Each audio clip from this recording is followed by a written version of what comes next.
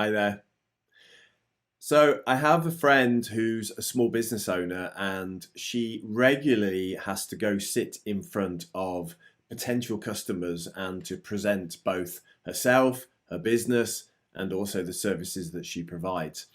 And she always says to me, Spencer, sometimes I sit there and they have this really serious look on their face, a bit like this guy here. This is actually a really important thing to understand when we have to go to present to somebody, because what's going on here with this guy is human biology. I call it the resistant state. And it's this idea that somebody has already made assumptions about who you are and what you're going to do, because this person here is sat in a meeting going, oh man, this person's just they're in sales mode. They're going to pitch their business to me. It's almost like the defensive wall comes up, and they're looking for signals that will reaffirm what they think about you and what you're trying to do in this moment. And what we're actually trying to do is change this guy's face to looking like this to looking like that. We want him to be happy. And this I call the curious state. We want somebody to not be in that defensive mood, but be in that kind of like, this is interesting. And that's what this video is about. How do we make that change happen? And actually, it's got to do with our emotions, like so many things in how we present and what our audience is thinking, doing, and feeling. So let's dig in to our emotions a little bit and understand what is actually going on. When you look at the world of biology and the world of neuroscience, we know now roughly that we have probably 8 emotions.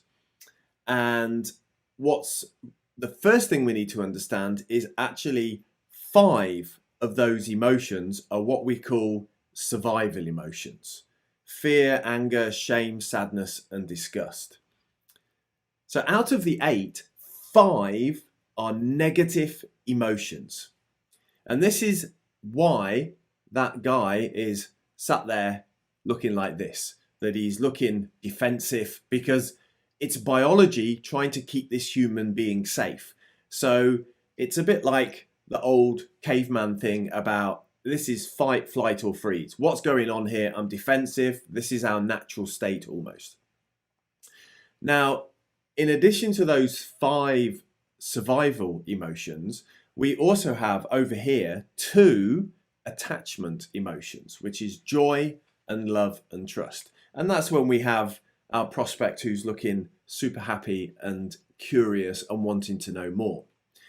And as a presenter, as a person who needs to change somebody's way of thinking or acting or feeling, we need to be able to switch between these 2 states. Like this, we want to be able to take somebody from the survival emotion over to the attachment emotions. And the 8th emotion that we have as humans is the way to do that, and it's surprise. Surprise is the 8th emotion, and we call it the potentiator, because it's the only emotion that can make that switch. And what this tells us is that if we want somebody to switch, then we need to give them something that they didn't expect, that they don't know. Now, where this leads us to is a simple formula of, if we want somebody to be truly engaged with what we're presenting, then we need to have an element of surprise, because we need to change them into that kind of like attachment emotion zone. We need them to trust us, that there's some element of, this person can help me and I trust what they're about to tell me. And there needs to be some excitement, which is, this is what it's going to do for me in the future. And this is pretty much backed up in neuroscience in terms of what's going on with somebody when they're truly engaged with something that's happening. So let's break this down a little bit and understand what we can do. So the first thing when you go into a meeting, and this is what a lot of people do, is maybe you'll be in that room a few minutes before the person, and you already open the laptop, you open up your presentation, and you have it on the screen ready. And that's actually, in terms of changing somebody's attitude about who you are and why you're here, is the worst thing to do, because the fact that the presentation is already open is a signal that, yes, this person's about to pitch me. And what you want to be doing is you want to change them to thinking this person could be a mentor for me. So don't open the presentation, don't open the laptop. What you want to do in the beginning is to have a conversation and to change that person's preconception of you, that you're not here to be a salesperson, but you're actually here to be a mentor. Now, I'm going to use an example here of a sales conversation, but this applies to any other. You could be wanting to ask for more budget. You could be wanting to get your project green-lighted. It could be a million different things. But think about what questions can you ask that will change somebody's perception. So for example, you could be saying something like, okay, so in your role, what's the biggest challenge or opportunity that, that there's in your current strategy that you'd like us to talk about today, obviously connected to what the topic is that you're there for. But again, what you're trying to do here is to get somebody to agree that, yes, I have this particular problem, or I have this particular opportunity that you can help take advantage of. Or you could ask something like this. So, why did you agree to this meeting? How hot or cold are you in this? What reservations do you have? So, asking questions like that is allowing your audience to say, here's what I want to focus on in this conversation. It's this idea of asking for directions, because what you want to know is, okay, what are the blockers here that I need to deal with before I can actually get somebody into a curious state and to be open to what I want to say. So these kinds of questions are really good at building trust and changing that preconception of you away from, this is somebody here to pitch me, to actually, this person could maybe help me and tell me something that I don't know. So let's look at how we can now add an element of surprise. So one of the first things we can do is to put a puzzling statistic or fact on the screen. And I've picked a topic of the future of work for all these examples of how we can build surprise. So here I put one here which is about 14% of the global workforce, which is about 375 million people, might need to switch job categories by 2030. Oh my God, I've already ran out of breath and energy to say that very long sentence. So again, even if you put a statistic that could be something that blows somebody's mind, don't have it as a very long, wordy sentence like this that's probably just been stripped out of a research document. You could say that, it's like everybody who lives in Canada, Germany, England, and Australia are all going to have to find a new job by 2030. It's 14% of the global workforce because of AI disruption. That is something that's much more powerful, will surprise that person into thinking, wow, what's going to happen? What do I need to know next? So again, it's just an example, but think about how you can use a puzzling statistic to get somebody to be surprised and start to be open to what else you can say. Next is we can do things like just give an anecdote about the future of work. So, imagine for a second that instead of digital nomads all over the place, there's actually an entire village now that is only people who are digital nomads. And this will, again, surprise somebody into thinking, wow, I've never thought of like a whole village or a town or a city being full of nomads. What does that look like? What does that need? So again, give something that just opens people up a little bit. Or you could use some kind of contradictory statement like employment for everyone in the future, but jobs for nobody. Oh my God, what does that mean? So again, surprise somebody, jolt somebody into thinking differently.